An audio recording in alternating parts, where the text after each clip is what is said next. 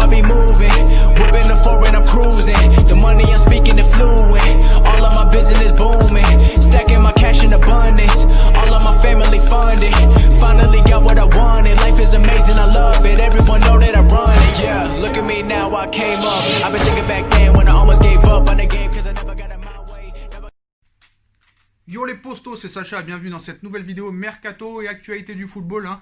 Donc notamment le Mercato parisien, mais on va commencer avec le Mercato barcelonais. Nouvelle révélation de taille sur l'avenir de Lionel Messi, hein, alors que l'avenir de Lionel Messi était remis en cause ces dernières semaines et que le dossier de sa prolongation de contrat continue de traîner. L'international argentin pourrait finalement bientôt signer sa prolongation de contrat au FC Barcelone. Ces dernières semaines, la presse espagnole s'enflammait concernant Léo Messi devant les difficultés dans les négociations pour la prolongation de contrat de la Pulga. La rumeur d'un départ de l'international argentin du FC Barcelone enflée, alors que l'annonce de l'expiration de sa clause lui permettant de quitter le Barça depuis, il ne l'a pas utilisé. Donc le Barça travaillerait secrètement pour prolonger le bail de Messi du côté du Barça qui court actuellement jusqu'en 2021.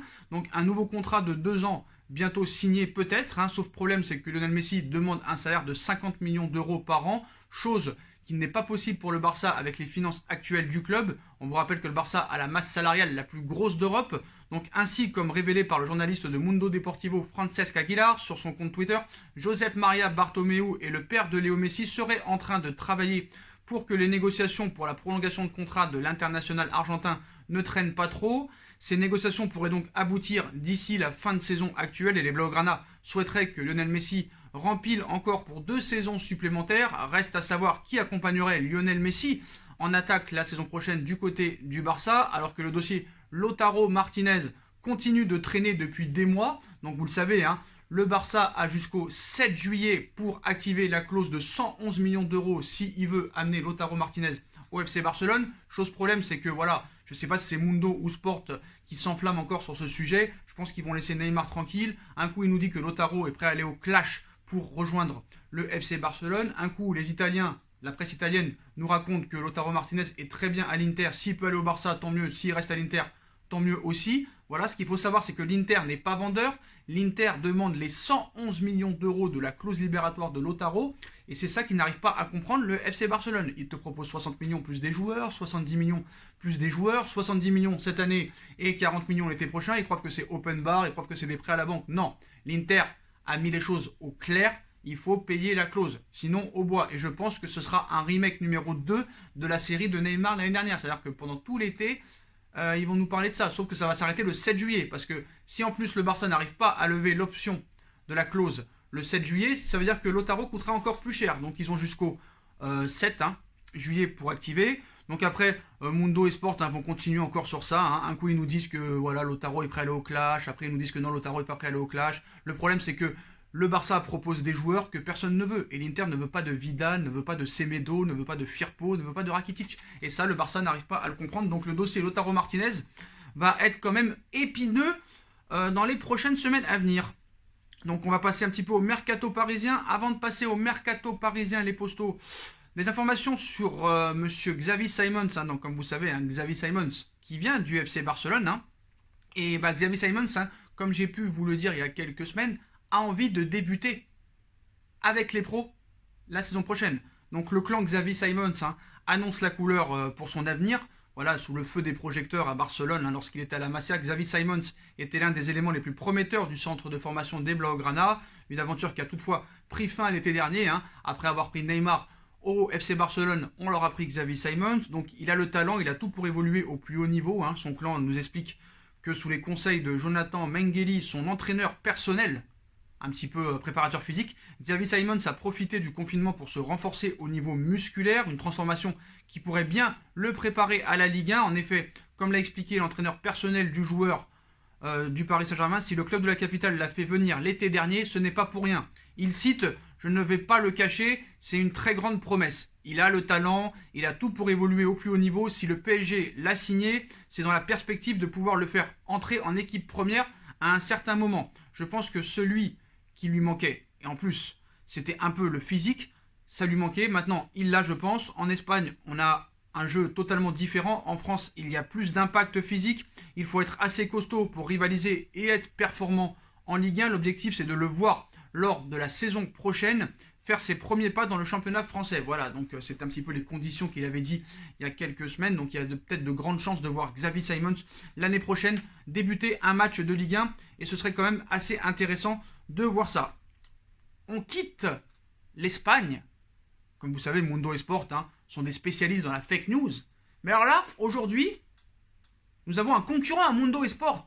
Nous allons quitter l'Espagne pour faire un voyage en Angleterre, les postos, à London surtout, et aller voir nos amis The Sun, qui s'enflamment sur le Paris Saint-Germain ce matin en annonçant des transferts possibles, mais quand même sur des joueurs incroyables. Là, on ne parle pas de petits joueurs prometteurs qui coûtent 20 ou 30 millions d'euros. C'est quand même assez incroyable. Donc, surprise, surprise, on va encore rester un petit peu en France avant d'aller en Angleterre.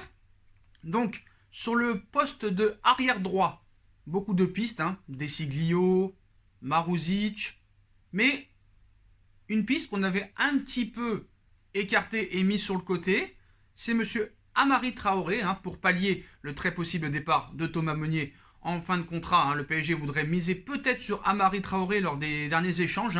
Leonardo et le clan du joueur, et avec le joueur, ont parlé ensemble. Le défenseur du Stade Rennais aurait fait part de ses demandes à Leonardo, des exigences salariales qui n'auraient pas refroidi le directeur sportif parisien. Leonardo prêt à répondre aux demandes de Amari Traoré. Donc selon les informations de Foot Mercato, Leonardo aurait discuté du projet du PSG lors de ses derniers échanges avec Amari Traoré, mais ce ne serait pas tout. À en croire le média français, le latéral du Stade Rennais aurait profité de l'occasion pour dévoiler ses demandes à Leonardo, des demandes qui n'auraient pas du tout fait sourciller le directeur sportif du PSG. Reste à savoir s'il pourrait répondre aux attentes du club breton. Apparemment, le Stade Rennais demanderait entre 10 et 15 millions d'euros pour s'attacher les services de son latéral droit. Donc voilà, le directeur sportif du PSG serait bien décidé à en profiter dans cette optique. Leonardo serait déjà en contact avec Amari Traoré. On sait que l'objectif numéro 1, ce serait peut-être Maruzic, mais la Lazio ne veut pas le laisser partir.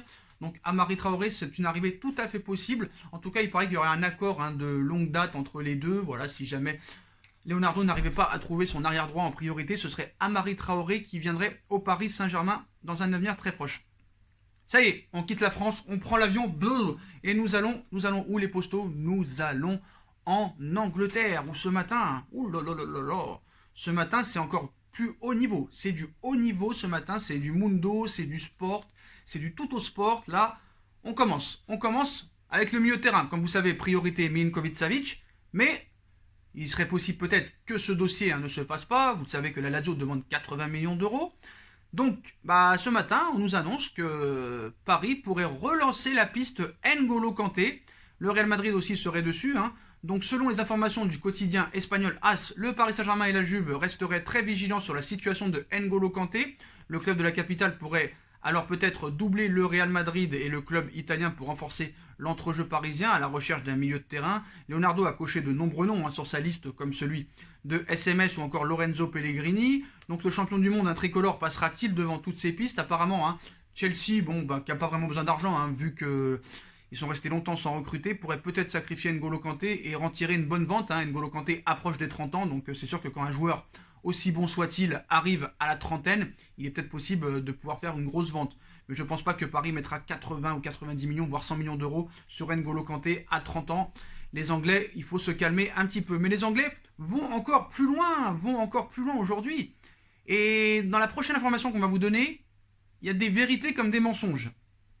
Donc, priorité pour l'après Silva. Mais est-ce que ce sera cet été ou l'année prochaine? Apparemment cet été, on nous a expliqué qu'on ferait confiance à Marquinhos, Kipembe dans l'axe, et à Diallo, Kerrer, et peut-être aussi Kouassi, parce que Kouassi, vous le savez, Kouassi est bien parti pour la semaine prochaine signer son contrat professionnel avec le Paris Saint-Germain, leur faire confiance à ces 5-là pour la défense centrale, mais dans un avenir peut-être l'année prochaine, ou peut-être même cet été, nous annonce le Sun, la priorité à Doha serait Van Dijk.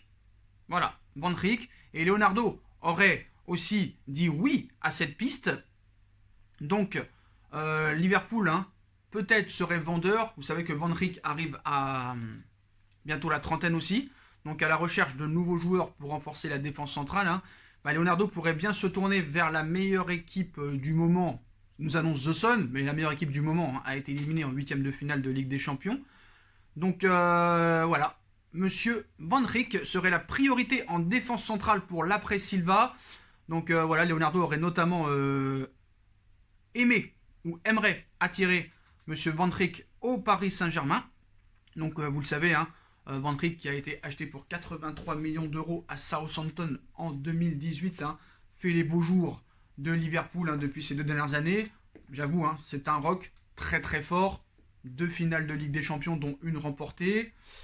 À Doha, c'est l'objectif numéro 1 pour l'après Silva. Voilà, ce n'est plus Koulibaly. Skriniar, l'Inter n'est pas vendeur, ils l'ont expliqué dans la Gazzetta dello Sport hier.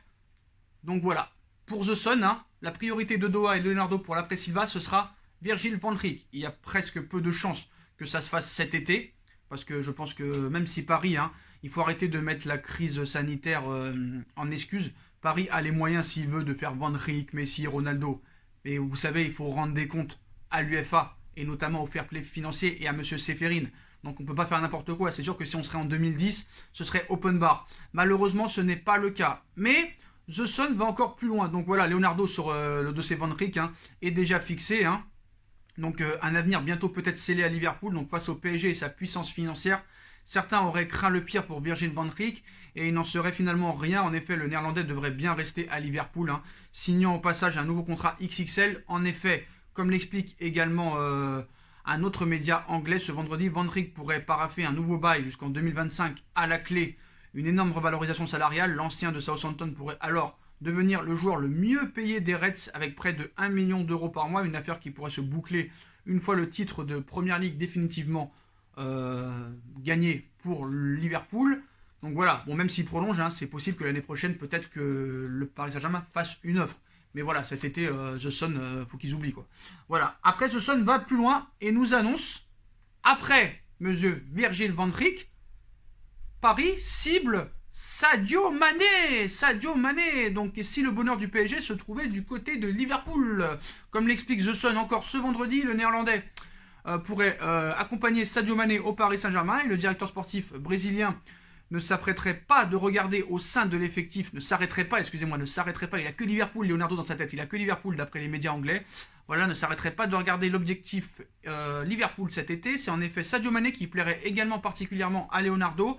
Le média britannique précise que l'attaquant sénégalais ne serait pas vraiment pressé à l'idée de signer son contrat portant jusqu'en 2023. On sait qu'apparemment Paris s'était déjà renseigné en novembre dernier sur le cas Sadio Mané, donc il pourrait donc y avoir une ouverture pour Mané. Et le PSG, d'après The Sun, serait bien à l'affût, tout comme le Real Madrid, bien sûr, qui reste le principal favori. Et vous savez, hein, Sadio Mané, s'il quitte Liverpool, ce sera juste pour le Real Madrid et pour aucun autre club.